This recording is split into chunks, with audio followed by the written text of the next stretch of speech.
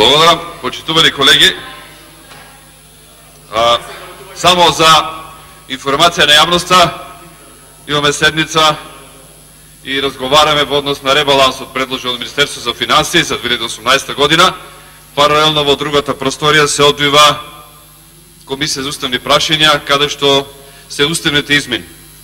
И до толку е демократијата во Социјалдемократскиот сојуз и ова влада, затоа што за едно од најважните прашања, отварањето на уставните измени, односно промената на името и промена на многу члени во Уставот, ова демократска, како сакате наречете влада, не дозволува да има јавен и транспарентен увид на работата и да се проследат и да можат граѓаните да слушнат што се менува во делот на Уставот. Е толку до демократијата во Социјалдемократскиот сојуз и ова влада. Меѓутоа, граѓаните знаат кој направил добро, кој направил лошо. Всушност, овој ребаланс ја покажува и неспособноста на сегашната влада, што го потврдува, иако во почетокот, меѓутоа ја сакав до министерот да се обратам, не е тука, пред да се изјаснам за ребалансот, би сакал да го подсетам за некои ветувања кои ги даде тој во текот на претходната година, односно ги имам стенограмите од 26-та седница од 22.12.2017 година, кога многу храбро тогаш министерот даваше идеи и се повикуваше дека претходната година ја затеклене на половина, па и така натака, и сега веќе од тука натаму нема да има проблем. Јас ќе сакам да го подсетам, да ја подсетам македонската јавност што се тоа ветуваше и што се направи. Во првиот дел ветуваше повисоки стапки на раст на економијата, зголемување на продуктивното вработување, подигнување на животниот стандард на населението, владењето на правото, подигнување на повисоко ниво на социјална правда, интензивирање на интеграционите процеси за Европската унија и НАТО. Немаме повисока стапка на економски раст, нема повисок животен стандард, имаме селективна правда.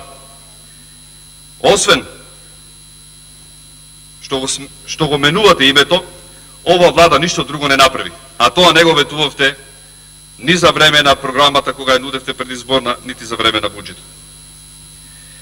Понатаму, парите на граѓаните ќе се трошат на мерки кои ќе придонесат за подобрување на економијата и животот на граѓаните, а не на расипништво и непродуктивни проекти.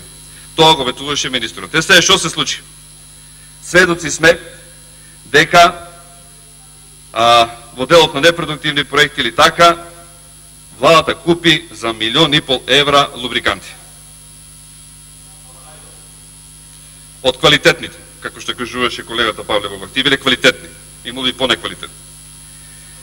Имаме набавка за бадеми и фустаци. Исто така еден многу продуктивен проект. На доручек одале со хеликоптер. Некои министри, затоа што, еве, така уште еден квалитетен проект. Морски плодови си купуваат луѓето. Еве уште многу еден квалитетен проект. А да ве подсетам дека преку инвестицијскиот фонд си поделивте пари меѓу вас. Има функционери на Социјалдемократски сојуз што многу добро им дојдат тие пари, милиони евра. За кои непродуктивни проекти? Кого обвинувате? Понатаму, повисоки плати, пензии, како и голем процент на реализација на капитална инвестиција. Нема повисоки плати или незначително покачување некаде, да бидам искрен да не речам дека нема, многу малку незначително на крај на годината за неколку месеци, а пензиите се помали. Пензиите на граѓаните, на пензионерите, тие што сте вградија во Република Македонија. Како можевте на пензионерите да им земете пари? По 10 евра, колеги. Знаете што значи тоа сега 10 евра? Еден пензионер, 12 месеци, 120 евра. Двајца ако се дома, тоа се дрвата огромни за една година. А вие не дека им оставивте толку што се, туку им ги украдовте. Така размислува ова влада. Во однос на капиталната инвестиција, на што го ветуваше почитуваниот министер, имаме само 23% реализација. Катастрофа. Понатаму, не сакам да звучи лицемерно и да го обвинам само министерот и неговиот тим дека тие направиле нешто лошо, тука ја префрлам вината кон сите министри, владата, премиер. Имам изјава, каде што вели премиерот, некој министер не иде на работа. И сега може да го обвинува министрот за финансии, ама тој се не може, ако некој министер не му работи, и да биде се за се крив. Ама ако некој министер 6 месеци не одел на работа, имам изјава. Вика, 6 месеци не се појавува на работа. Дали може да замислите? Министер во владата на Република Македонија 6 месеци не оди на работа. Плата зема. Си користи сите бенефици. Сега да ве прашаме на работа. Ајде да замислиме еден чистач во администрација, не знам, домакин, кафекувар, не знам, чистач, метлар, работник во конфекција. Ајде да му се случи 3 дена да не оди на работа. Вај крај, ќе го избркат на клоци. А бидејќи е министер и вика, па не знам, па ќе го смениме. Значи, што треба да направи уште некој за да го смени? И вие очекувате реализација на капитални инвестиции кога утре? Никој пат. Срамота. Вака државата не ја правиме. Ќе пропаднеме. И затоа ќе имаме 23% реализација. Затоа ќе немаме економски раст во државата. Како ќе окренеме ние економијата?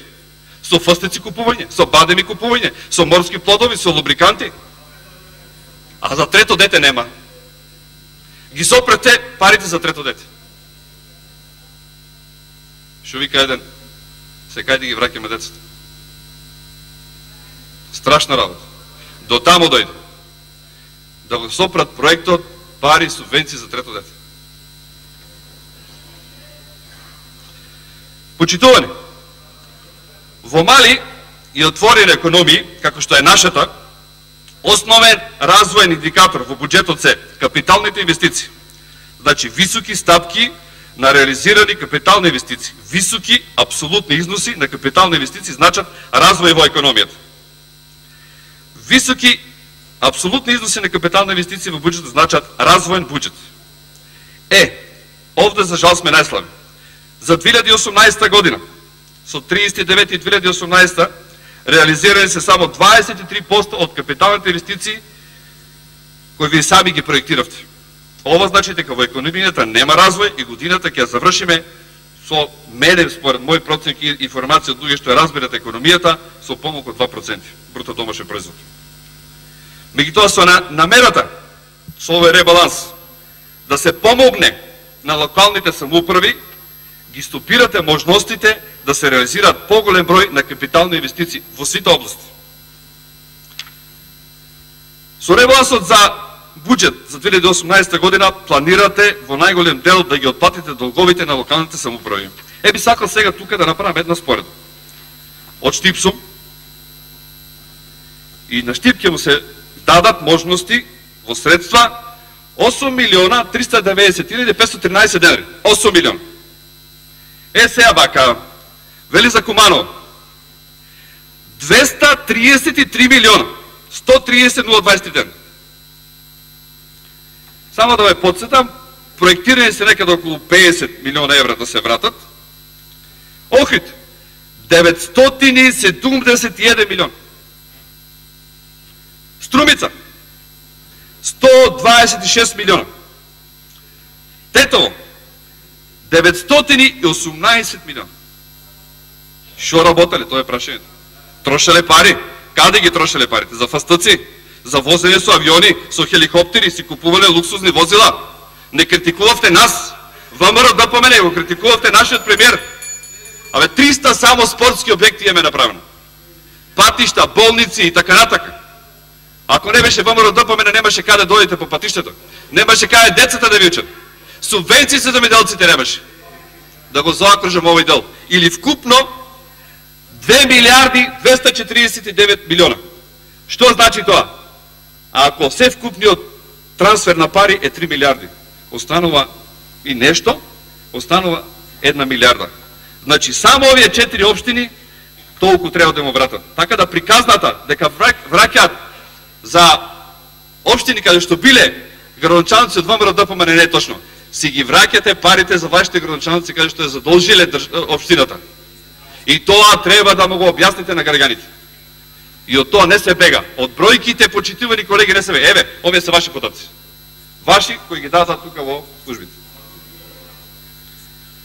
Ме загрижува една многу голема работа, таму кај што ми е фокусот и каде што ми е областа, тоа се спортот и образованието.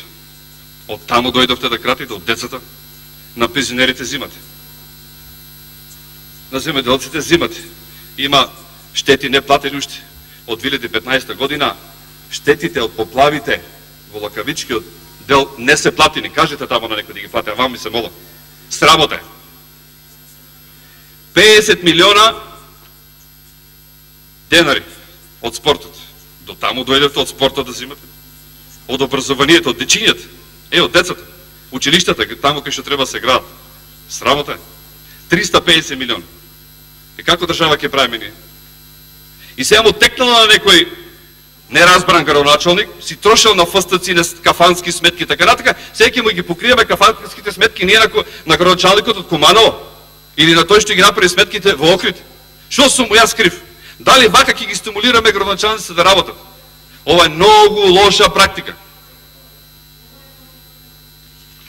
Во однос на спортот би сакал да ви кажам неколку работи, како работеше ВМРО ДПМН.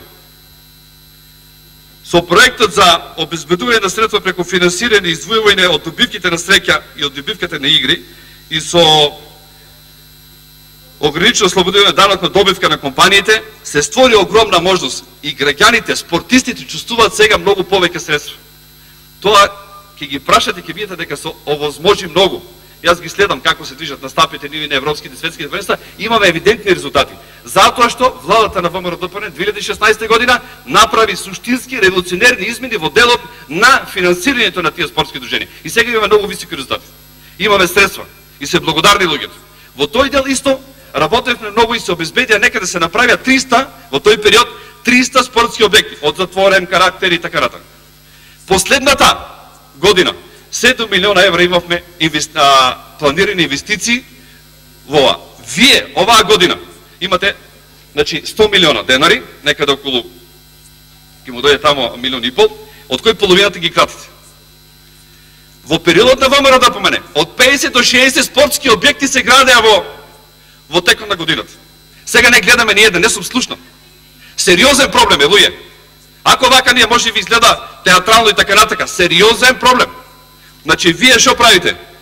Го стопирате делот кај што децата се таму, кај што треба да спортуват, кај што треба да ги отргне во улиците. Каде ќе спортуват тие деца? Зошто го правите тоа? Сега сакам да ве потсетам за една работа. Го продолживте договорот, ќе се задржам фокусот ми е тука спортските објекти, иако има и за други работи. Го продолживте договорот за изградба на базен во општина Охрид. Застана, никаде го нема, толку.